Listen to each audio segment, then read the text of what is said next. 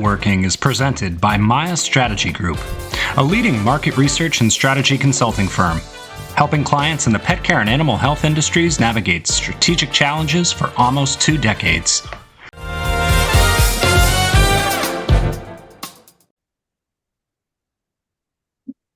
Everyone, and welcome to Pet Working. I'm Peter Kenseth, Vice President and Partner at Maya Strategy Group, and here today with a very exciting episode for you on a topic I think near and dear to all of our hearts, and that's animal adoptions and rescues.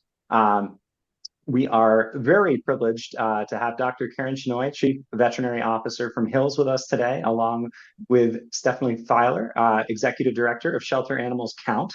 And we are going to discuss a recent report, the 2024 State of Shelter Pet Adoption Report that Hills just put out. There's some very interesting findings relative to the state of overall animal ownership and animal adoption. But I think the important thing to realize is we're at a critical point right now where the majority of the shelters in this country are at or above capacity, and there's a capacity crisis here.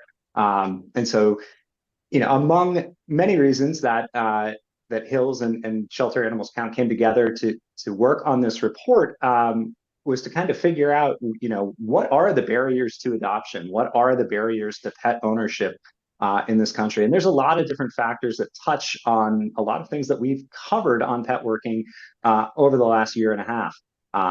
But without further ado, I'm going to turn it over to Dr. Shenoy to kind of give a brief introduction to the report, kind of fill us in on some of the key findings and really the motivation behind the report. In addition to serving as the Chief Veterinary Officer for Hills, Dr. Shenoy is on the AVMA's Food Safety Advisory Committee. She's on the Diversified Veterinary Medicine Coalition. She's a member of the board of Chief Veterinary Medical Officers. So really lucky to have her on the program. So without further ado, Dr. Shenoy, please give us a little bit of background, and then Stephanie will turn it over to you as well. Thank you so much. It is just an honor to be here today. I have been at Hills Pet Nutrition for 16 years and have certainly seen in that time, plus the 20 years in general that I've been in the veterinary industry, a lot of changes.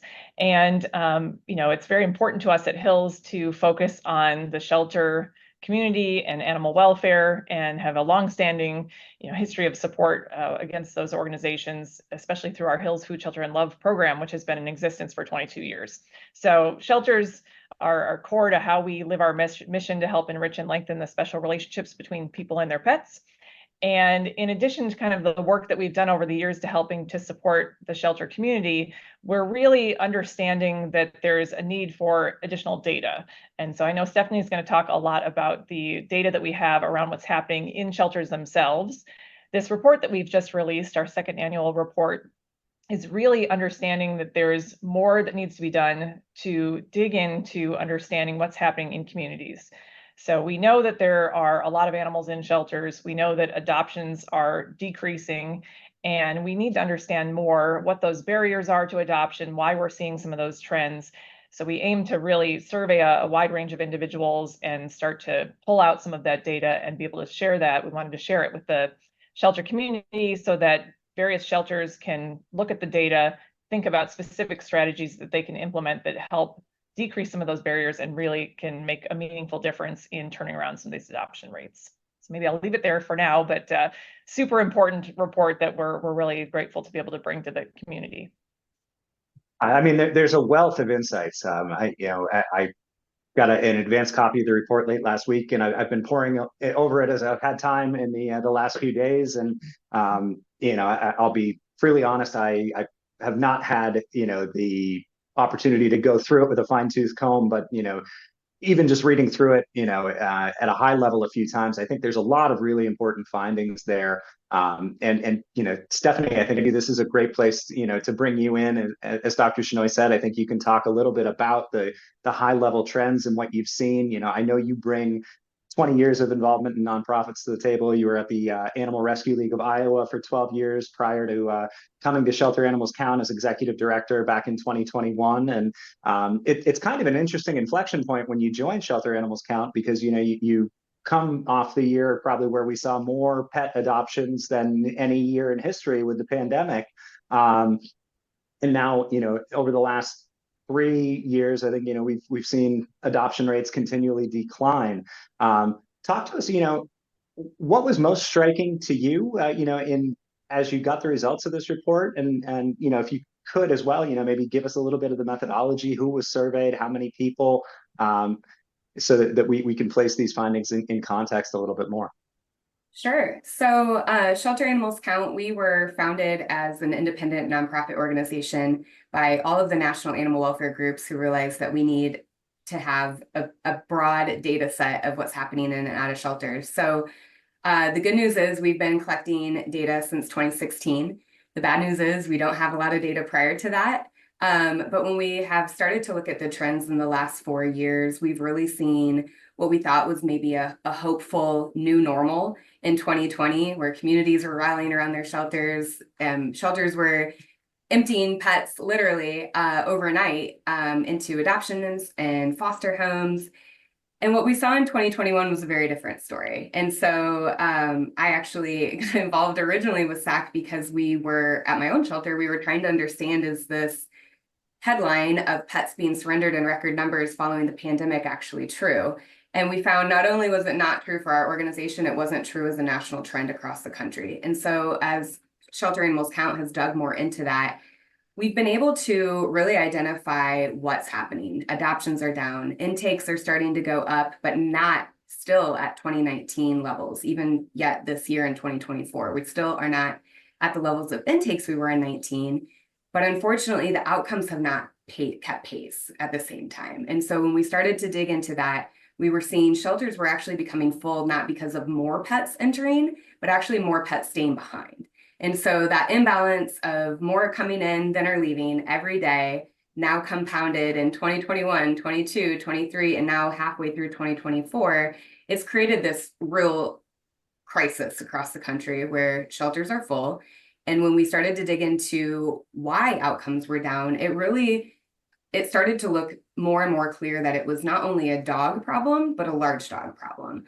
And that was about as far as we could take it with the data that we went, which is why, that we track, which is why we were thrilled when Hills wanted to take on this report, using our data as a starting point to launch further into why are adoptions down, why are pets. We also knew when we looked at the data that pets were being surrendered still at about the same rates as they were previously, if not even a little less.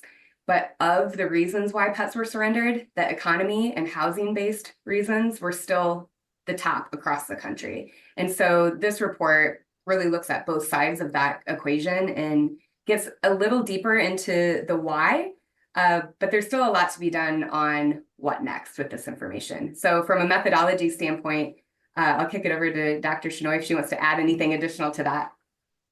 Yeah, so specifically in the State of Shelter Pet Adoption report, we surveyed 2,500 individuals, Americans from socioeconomically diverse backgrounds.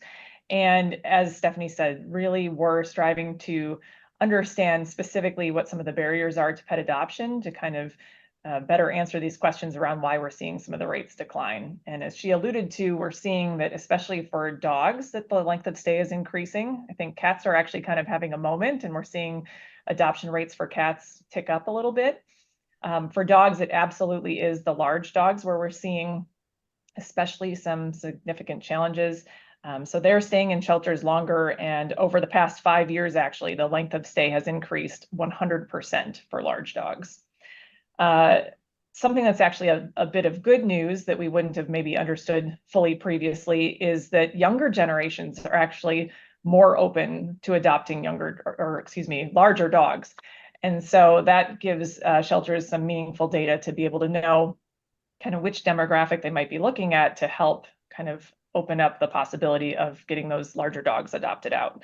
I myself happen to have 3 shelter dogs, and I would classify 2 of them as large dogs. So I've got a special spot in my heart for those large dogs. Let's see, the medium dogs, there's been an 80% increase in length of stay, and for small dogs, a 50% increase. So you can see that it's significant for them as well, but a little less than the large dogs. Yeah, and I think that tracks with what we're seeing, on a national level related to pet ownership. I mean, I think for the first time this past year, we saw the French Bulldog become the most commonly owned breed in the U.S., displacing the Lab for, I think, the first time in 20 years. Obviously, Labs are large dogs, um, and we definitely, I think we're seeing cat ownership continuing to grow, and we are seeing dog ownership growing, but at very suppressed rates. I mean, we're talking, maybe a 0.5% growth year over year for the last, several years. And so, that echoes what we're seeing, and what, when I was reading the report, I was like, this jives with the pet ownership statistics that I've seen. I think, I mean, and there's a lot of factors, and I think they are related.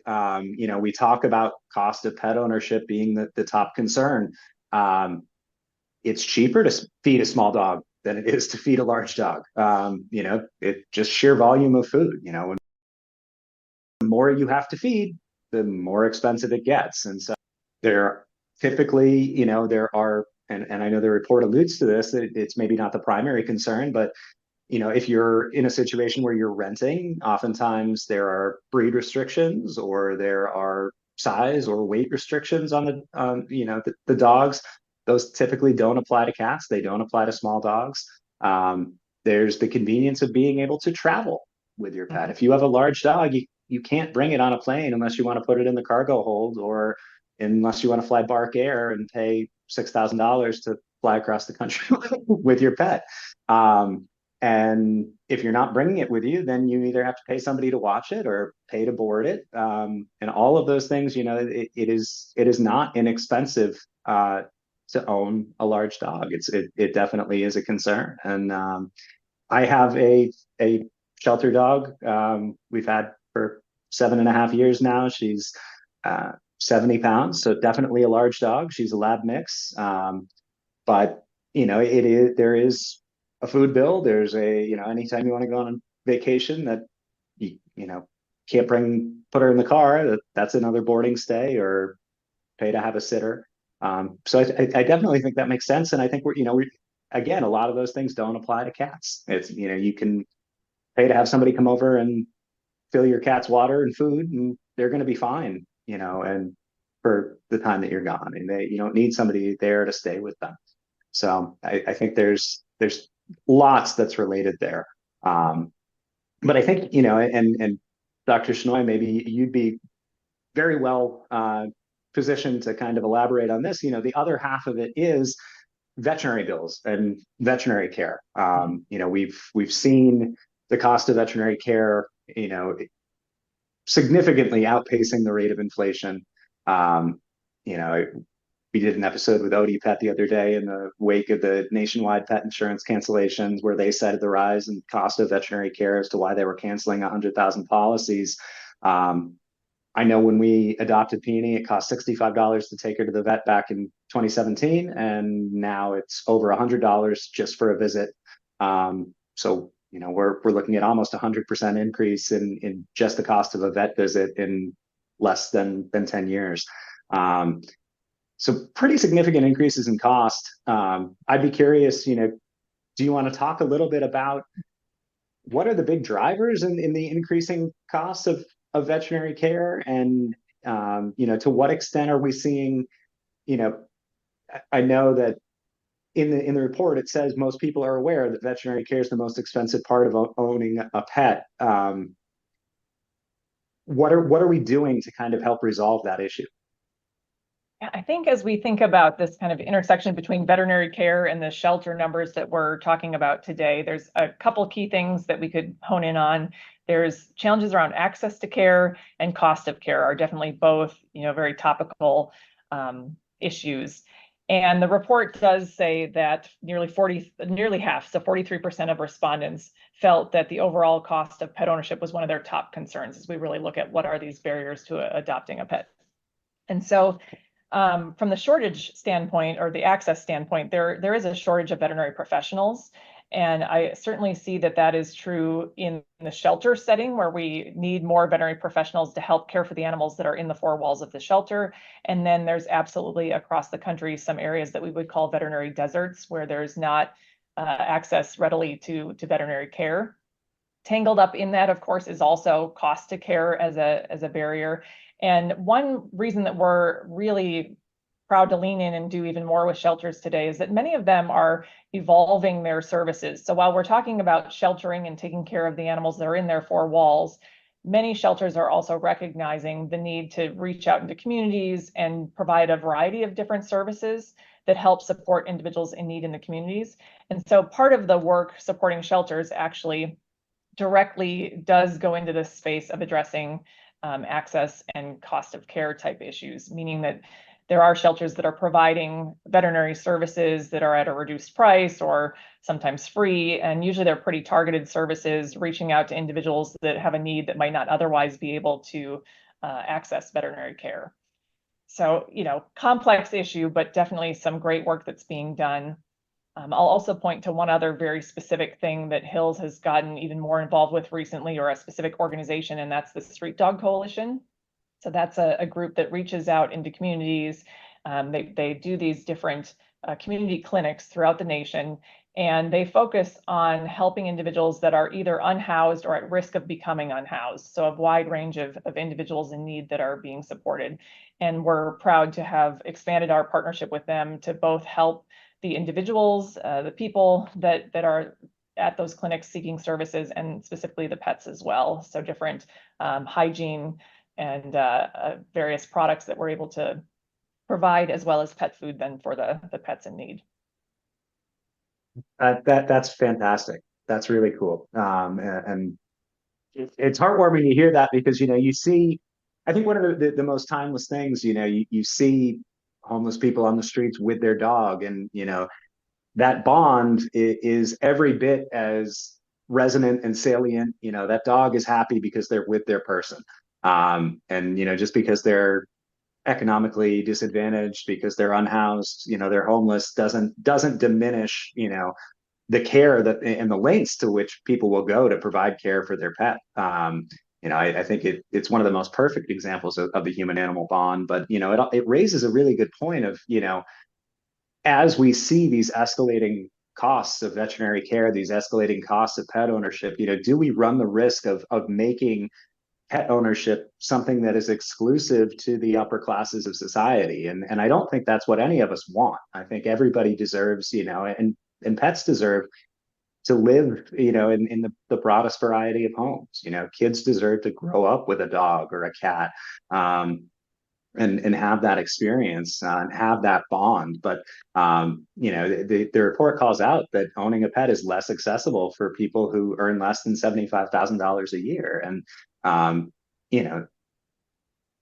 when we look at $75,000 a year compared to somebody who's homeless on the street with their dog or cat, that's certainly a stark difference in economic status. But if we're restricting, if we're saying pet ownership is difficult unless you earn $75,000 a year, that's drawing a pretty hard line in the sand with respect to qualifications for pet ownership.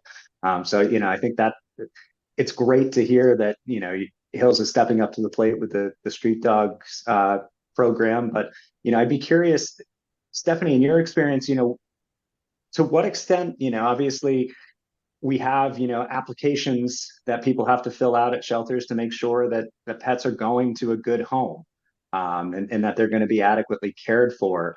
Are there considerations taken in, to maybe help people who show an interest in adopting an animal that might not have the economic means necessary to take care of them? And are there programs to help those people achieve a goal of pet ownership and provide that pet with a loving home and situation, despite of the economic challenges that might exist?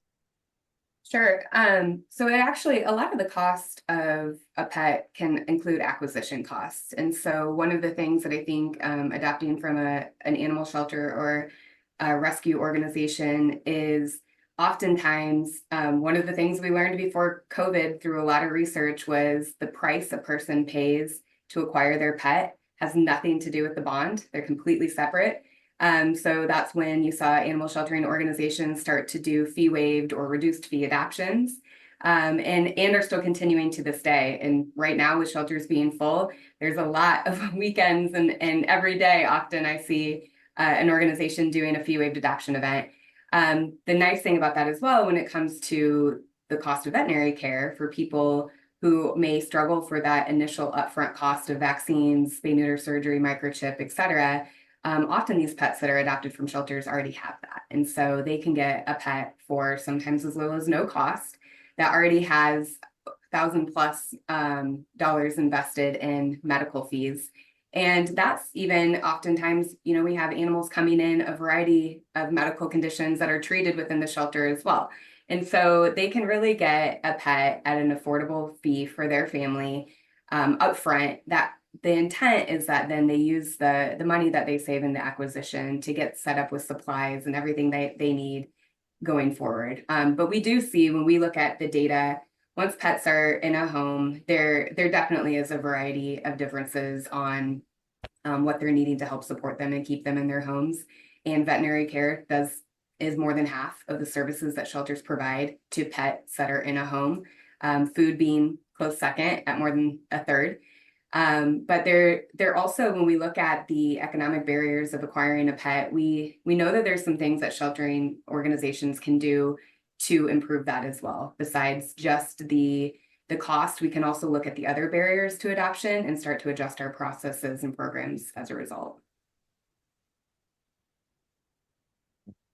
Have you seen, obviously providing free veterinary services is fantastic, or reduced cost veterinary services. But Dr. Shenoy, you alluded to, the veterinary shortage. I think, I've seen statistics that, within the next 10 years, we're going to be running at a deficit of, somewhere on the order of 30,000, veterinarians, that would be needed to adequately provide care for the number of animals in the US. And because of that situation, we obviously see increasing levels of veterinary burnout. We see compassion fatigue. We see, more private equity and VC money flowing into the veterinary space because it is a very lucrative investment, opportunity. But, they're not getting into the business of providing free veterinary care. Maybe some of the more benevolent or philanthropic, but, obviously people are also out to make a living. One of the things, that I've been interested in is, in spite of this, we see, we live in a country where there's about 4% adoption of pet insurance. And I've been really surprised that, I think a lot of nutrition brands, Hills, Mars with Pedigree, Purina, they have, both for philanthropic reasons and because it's a great opportunity to introduce your product to people, have, focused on shelters. And I'm really surprised that more pet insurance companies have not taken this opportunity, because when you adopt a pet from a shelter, that there's not really much of a medical record. So that's like the ideal time to insure a pet.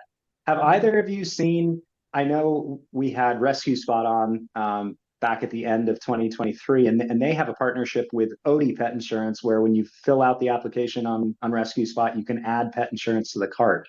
Have either of you seen pet insurance companies kind of reaching out and partnering with shelters to, help defray the cost of veterinary care for pet parents down the road? Yeah, I can talk to that. Actually, it is a huge strategy of pet insurance companies is to get adopters as a client at point of adoption. And so actually, as being a former shelter worker myself, we're constantly inundated with a variety of companies trying to get into the shelter.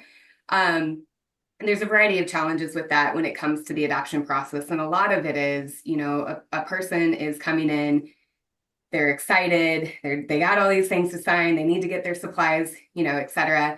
And so usually what we're seeing from some of the industry partners that we've talked to is that the conversion actually happens several days later after the pet's home and settled. And so there is that opportunity for the insurance up front.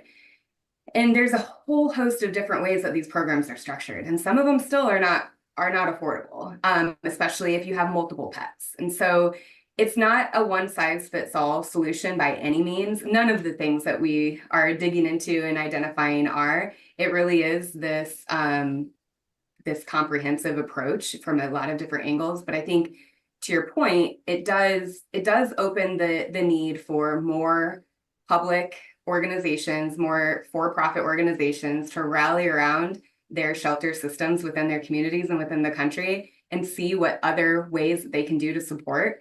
Whether it's veterinary, whether it is, training for their adoption staff, there's a whole host of things that can be done.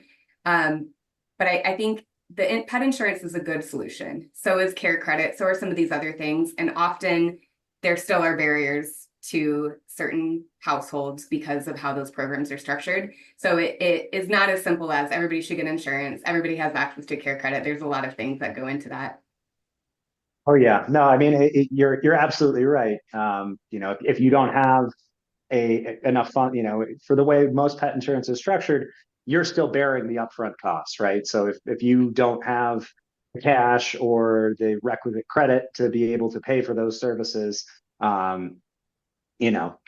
doesn't really work. If you don't have a good credit score, you're not going to get approved for care credit. So that option is, I have seen, and hopefully we'll have them on at some point, but there is another alternative out there called All Pet Card, which really focuses on trying to provide, very similar to care credit, but I think they have a lower credit score approval threshold. So they have, I think, like a 70% approval, and then they allow flexibility in repayment over the course of the loan, so that you could have somebody who gets a 12-month financing option. They don't have to make 12 equal monthly payments. It's just, did you pay off the balance by the end of 12 months? So I think it's great to see people innovating around that, but you're absolutely right.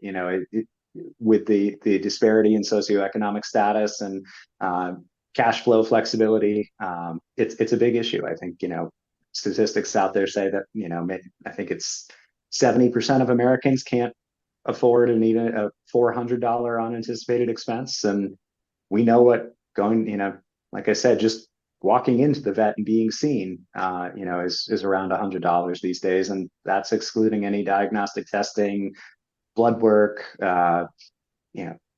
x-rays, medications, anything like that. So it definitely is a big thing. I think we could go on about the rising cost of veterinary care probably for the rest of the episode, but there are other significant barriers to pet adoption that were raised in the report. And I'd be curious, Dr. Shenoy, what did you see as outside the economic factors? What did you see as the most salient barriers to adoption? Something I wanted to jump in with that relates to the topic at hand on the cost, but then also does kind of segue into another important barrier, is just the importance of having an established relationship with a veterinary practice. So I just want to really emphasize that if it's feasible to do so, even before you go into the shelter to start the process of looking for a pet, it's really helpful to build that connection. We talked about access. It's going to be easier to get into a practice if you have an established relationship, and once you've adopted the pet, if they've seen your pet before, that way you've got that relationship. And if an issue does come up with your pet, you're able to get in and be seen probably a little bit earlier and easier. And then the other point on cost is that the veterinary clinic can help you plan for those expenses so that they're not completely unanticipated, but that you have an idea of what you need to be ready for from a savings standpoint, so you can budget accordingly, so you can have some of those tools. They often are able to help direct you to resources as well. And that again segues then into something else that we can talk about, that is the post-adoption support. I think that we really uncovered a lot of interesting information related to how challenging it can be to welcome a new pet into your home. And the fact, I think we need to kind of normalize the fact that there can be ups and downs, that you can have some challenges. It's, exciting and wonderful that you've got this new member in your family on day one, but then it's not uncommon that there's some ups and downs as you introduce the pet into the household, meeting your other pets, meeting other family members, various things. And we found that, there were actually probably more pet owners than I'd like to realize that at some point post-adoption considered relinquishing a pet back to the shelter. Yet when we talked kind of specifically about or dug into that a little bit for some more detail, we found that 94% of those pet owners that were considering relinquishment actually kept their pet after they received support. So whether that's support from some of the services that the shelter provides around behavioral counseling or just general advice, or support from veterinary professionals, which I think many times is the source of that support, once they kind of are helped through some of those initial hurdles, were much more likely, almost always likely to keep the pet that they had adopted. So that was another just very kind of positive stat coming out of the report that I would certainly highlight. Yeah, I think, what did it say? Like 46% of the of pet parents who experienced some sort of anxiety post-adoption said it was due to a behavioral concern. And I think, that also speaks to, I thought it was great that the report called out, that there are a lot of common misconceptions around shelter animals that, I think they're largely being dispelled, but there are, I think there are these myths that, through urban legend or whatever continue to persist, that shelter animals are behaviorally challenged, or shelter animals are more likely to become sick, or that they're all victims of some sort of past trauma. And certainly for some animals that may well be the case. I know when we adopted Peony, she definitely, she was between 2 and 3. She was found as a stray. We had no idea what had happened to her in the past. And it definitely, it's one of the things I'm most proud of, is that, we took what was a scared, anxious dog who, was terrified of other dogs, was very reactive. And she's not a therapy dog by any stretch today, but she's a very well-behaved, good citizen. And, I think, but I mean, it definitely, and I've had a lot of friends say to me, they're like, the work you did with her was really impressive. And I don't know that I would have been able to do that. And I think, people are challenged at times of like, what do I do? I've got this behavior, maybe for me, I'd never owned a dog before, but, I was fortunate in that, the shelter we adopted from gave us a couple free training sessions. So that helped put me on the right foot. And then as I needed more support, I was able to seek out other trainers. And, obviously I know that isn't available to everyone, but, if the shelter or your veterinarian can help, to provide some tips and tricks, like you said, I think more often than not, people don't want to relinquish a pet. People don't want to surrender a pet, but, especially if you're a first-time adopter, or you don't have a lot of experience training, that really speaks to it. Have you seen, I would think, again, similar to pet insurance companies, if I were a trainer, I would be marketing through my local shelters. Do you see that often, Stephanie? Or Yes, absolutely. Some of the larger shelters have in-house training programs that they often are working with trainers in the community to contract to provide those programs. If not, there's a whole variety of ways that they do referral programs. And I think it's important to know too that, and you pointed it out, there are a variety of different animals in shelters, and there's just as many a variety of different adopters. And so you often have people who are looking for that project pet. They want to have that satisfaction of taking a pet who's maybe been through a lot and helping them learn to trust, or working on them through training and behavior challenges, or even maybe some medical conditions. And then there's a lot of people who don't want to do that.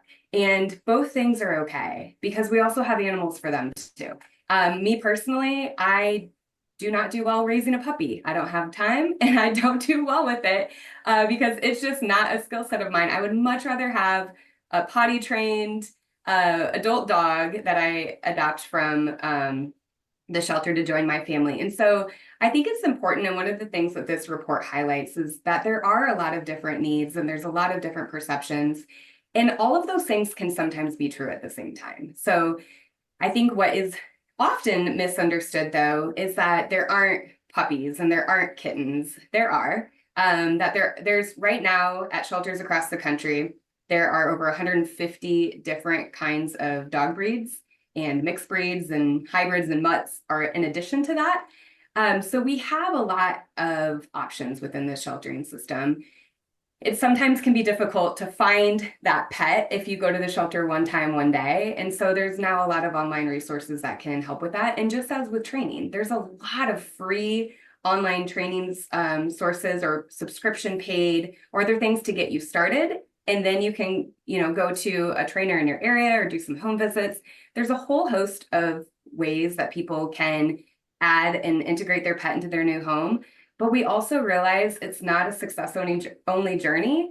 And sometimes it just is not a good fit.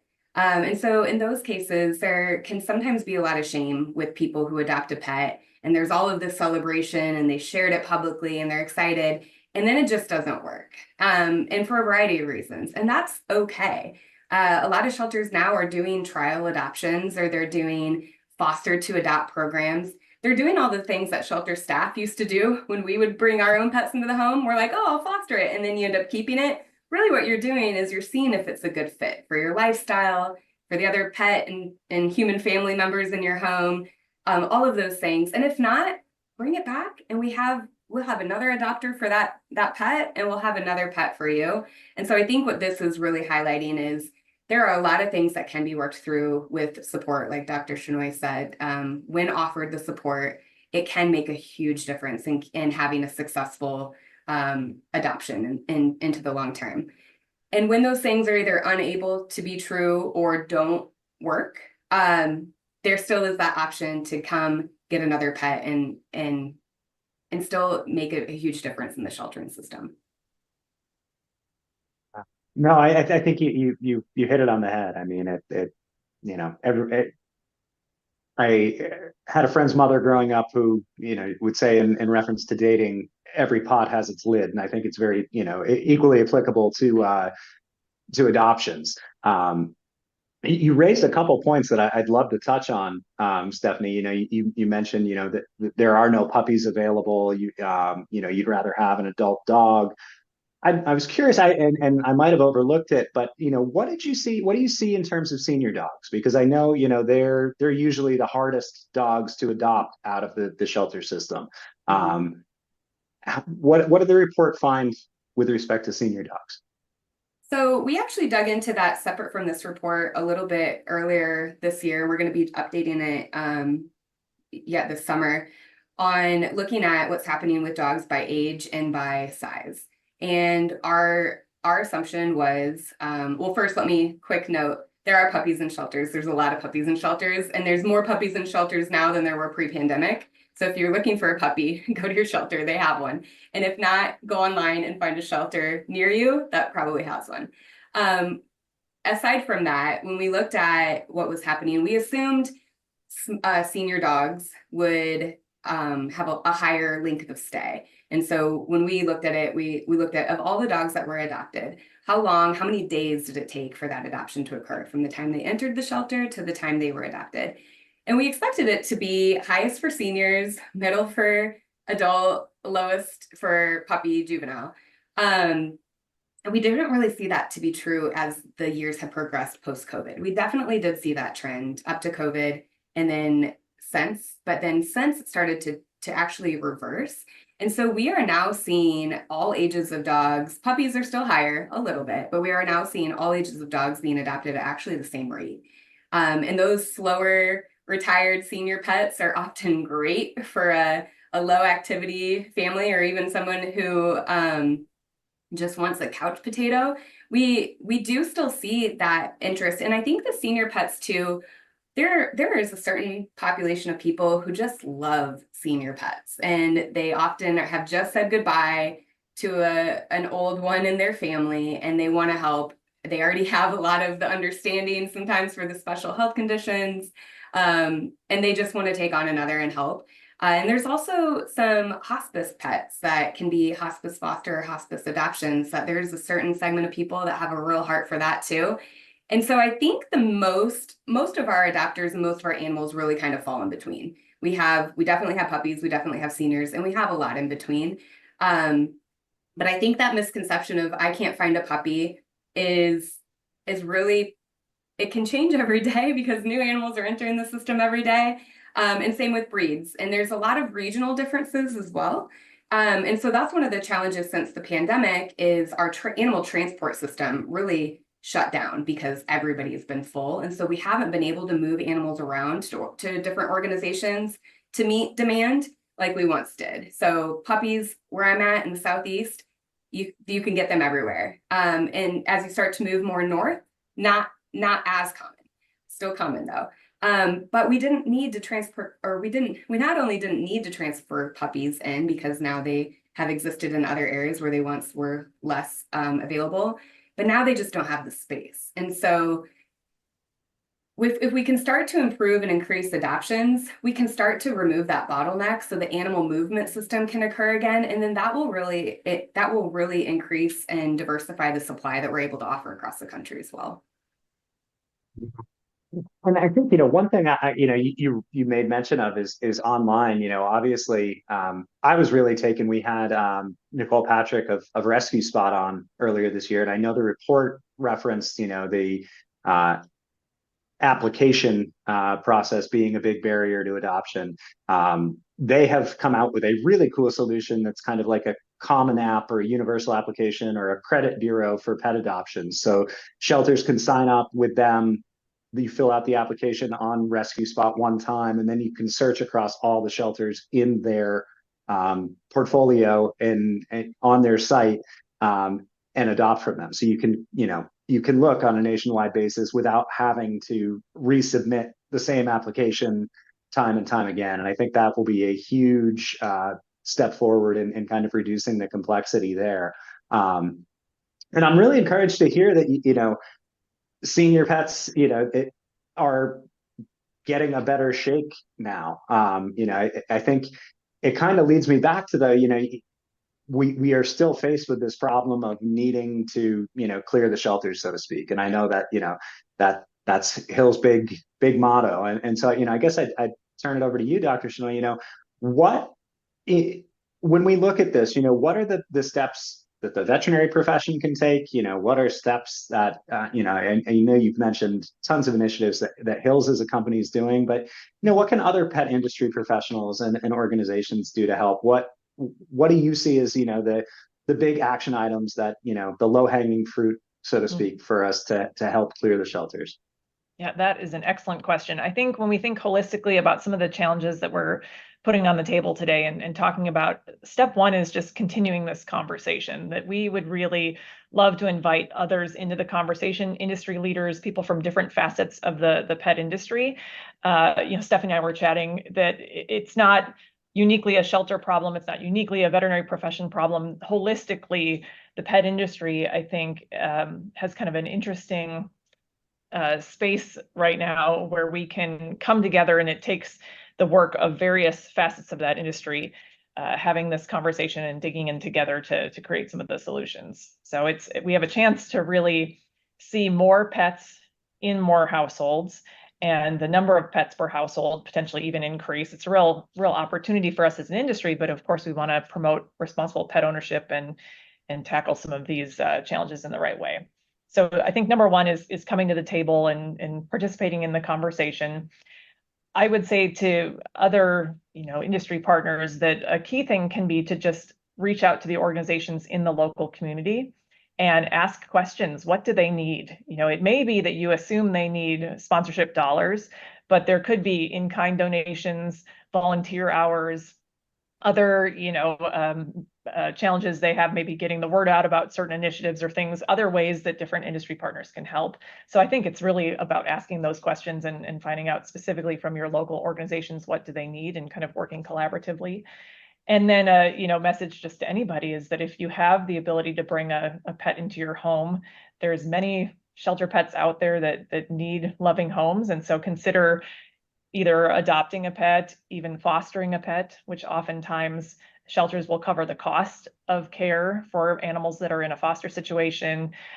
Volunteer your time, volunteer supplies. There's just a breadth of different approaches you can take to helping solve some of these challenges. Yeah, I mean, it is one of those things where, a rising tide lifts all boats, right? I think from a pet industry perspective, I was talking with folks at Global Pet this spring, and it was like, look, overall pet household ownership is down. Have lost, and millions of pet owning households. And that means there are less households to sell food into. That means there are less pets, that are being taken to the vet. That, not like the industry is struggling. I think, if anything is recession proof, pet care and animal health is. But at the same time, we have this, crisis of overcapacity. And, if we are able as an industry to do more, whether, like you said, that's through sponsorship dollars at shelters or in-kind donations, like I mentioned, providing, shelters with food is a great way for companies to introduce pet owners to their product, and it keeps those animals in the shelter fed and cared for, and it defrays a cost. I mean, I think, Stephanie, you can probably echo this, but I think one of the biggest challenges for a lot of these shelters is that they're trying to do the, work of saints with, a shoestring budget. They're relying on volunteer hours. They're relying on employees that are making at or near minimum wage, that are trying to manage applications, that are trying to take care of dogs, make sure that dogs, get the veterinary care they need while they're in the shelters, make sure that they're well fed, make sure that the shelter is clean. There's a lot of work that goes into it, and absent, donation dollars or in-kind donations or donations of volunteer hours, the system really doesn't work. But it really, I mean, if we're not adopting these animals, all of that goes to waste, right? Because we just have pets that are sitting in shelters, not living their best lives. So I think, whether, you're an individual or whether you're spearheading of, philanthropic efforts at a organization, there is room to help. And, I'll throw a teaser out. I'm not going to give too much away, but Petworking is definitely trying to connect some of these dots. So watch in the coming months. Hopefully we're going to be able to do some exciting things around making, continuing to contribute to the better overall care of animals and better shelter experience for animals. But I think it's like you said, Dr. Shenoy, it's so important for everybody to kind of think about, how can I step up to the plate? How can I come to the table? How can we have these conversations? Because I think, Stephanie, you correct me if anything I said is incorrect, but I don't think any animal wants to be stuck in a shelter for any length of time. They'd much rather be with the family. But it's hard work, and it's definitely a balancing act from a budget perspective to make that happen. Absolutely. It's hard work. And right now, since the pandemic, more than half of the shelter staff are new to the industry. And so we've had a real brain drain as well at that same time. And as we're approaching aging populations in this country and anticipating more retirements, we're going to continue to see that change. And the volunteer programs that we strongly relied on prior to the pandemic just haven't returned. And so we're now struggling to care for more animals with fewer people. It's one of the great things about the Hills program is that they're feeding shelter pets in over 20% of the shelters across the country. And so that's a huge relief that is taken off of these shelter workers who are trying to figure out how to make the dollar stretch. If you can imagine our cost of care for individual pets and you multiply that by some organizations that care for over 30,000 animals a year, it's incredibly expensive. And especially for municipal governments, their budgets have not kept pace at the same rate of inflation. And so you add that to this broken system because every movement system because every place is full. And it's really coming down to shelter workers having to make really hard decisions every single day. And it's not just a shelter problem, as we talked about. It's a community problem that we need all hands on deck. And if we look at it from, like you said, more pets are more pet customers for industry. We have 6.5 million cats and dogs that are going through the sheltering system every year. And so even if we move that needle a little bit, we would have a huge outcome on additional adoptions and additional customers, and really get shelters to where they're designed, is that it's the last place that an animal goes when there's no other opportunity. And so the more we can do to help support keeping pets in homes that already have them, whether that's with unhoused people or, all the way up, and then also making pet adoption more affordable, more accessible, and pet ownership the same, we can really turn this around, which has now been a 4-year trend of too many animals in the system. Yeah, no, I think it's a great point, and again, kudos to Hills. I think the statistic I heard, and correct me if I'm wrong, Dr. Shenoy, Stephanie, you mentioned over 20% of the shelters in the U.S. Hills is providing food to. I think that comes out to over 900 was the last number I was aware of. Up to more than 1,000 nationwide. Yep, pretty significant. So it's up from what the folks I talked to at Super Zoo about it last year. The Hills State of Shelter Pet Adoption Report, I think that it has been published now, or if it is not, I think it just came out the other day. So you can go online, check that out, kind of read through, help resolve some common misconceptions about adoption, about what it takes to foster a pet, share it with your friends and family.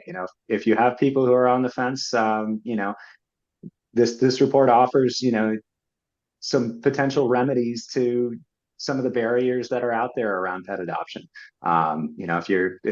If people who have wanted to adopt a pet, but might, think that it's too much from a financial perspective, there are programs out there that can help. I think that's the important thing is, we want to promote responsible pet ownership. We don't want to put pets into a situation where they're going to be worse off than when they were in the shelter. But when, they're not getting that one-on-one individualized connection in the shelter. They're one of many, and they don't, not saying they're not bonding with the shelter workers, but I think they're all looking for that forever home. And I think, the amount of literature out there that, speaks to the physical and emotional health benefits for people of having a pet, it should be something that we're trying to promote, across our society. So check that report out. Dr. Shenoy, I don't know if, I know you mentioned, reaching out locally, and certainly the phrase charity begins at home is very applicable to the shelter ecosystem. But, for people that might not have a shelter close to them, or, might just be looking for places they can contribute online, are there any resources that either of you would recommend that people go to make a difference at this point in time? Yeah, there's over 14,000 animal sheltering organizations in the US. There is one in everybody's neighborhood.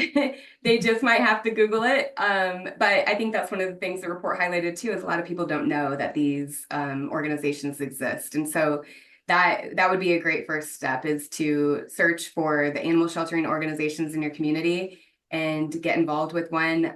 There's also national animal welfare organizations you can search for as well if you want to support on more of a national level. For Shelter Animals Count, although we're a nonprofit, we still encourage all direct donations to go to the shelters themselves, since we're funded by some of the national organizations, and want to see individual donation dollars and corporate donation dollars go directly to the animals that they serve. So a lot of opportunity. And also there's all these shelters are on social media. So if you're involved in any of those channels, you can often find them that way. But yeah, just go get curious, see what's out there, see how you can help, and we can really start to turn this around, hopefully by the end of the year. And I guess the Cool. remarks I would jump in to add are just would encourage individuals to join me in thanking the shelter professionals for all of the outstanding work that they do, and highlighting the great need that there is for additional individuals to help foster or adopt pets from shelters, because there is such a need right now with those slowing adoption rates. And then lastly, help get the word out about dispelling some of these myths that we can see in the report. Some of the data that we now have at our fingertips, we can use to dispel those myths and really, again, encourage more people to adopt. And if I could just end on a very positive note, we've talked about all these barriers today and painted a little bit of a grim picture. There we go. However, the report shared that 66% of people are likely to adopt shelter pets. So it's not that we have this massive challenge convincing people to go to shelters. I think there is quite a lot of interest in adopting shelter pets, and hopefully we'll see this trend start to turn around in the near future. Yeah, no, I think you're absolutely right. We don't want to. It's an issue that needs solving, but the building blocks are there. And I think work like this, continuing to dispel those myths, making people more aware of the situation as it is, certainly can help. But you're absolutely right. I thought that was a very positive point. It's not that the almost a 2/3 majority of people surveyed are open and interested in adopting shelter pets. So we've just got to get that number up a little higher, move it from 2/3 to nearly all, and then start getting more conversions, and hopefully we can reverse this 4-year trend. But thank you both so much for your time. This was a great conversation. I think it's one that's worthwhile and necessary to have. Dr. Karen Shenoy, Chief Veterinary Officer of Hills, Stephanie Filer, Shelter Animals Count, Executive Director. Thank you so much, both of you, for joining us, providing your perspectives, and thank you both for taking the time and identifying the need for this report, and bringing this to light so that more people can be made aware of these myths around adoption, and hopefully we can reverse this trend of declining pet adoption in the U.S. Great, thanks. Pet working. Thanks so much. Great honor to be involved. Oh, thank you both. Thank you. And thank you all for listening. I'm Peter Kenseth, Pet Working, and we'll see you all again soon. Take care.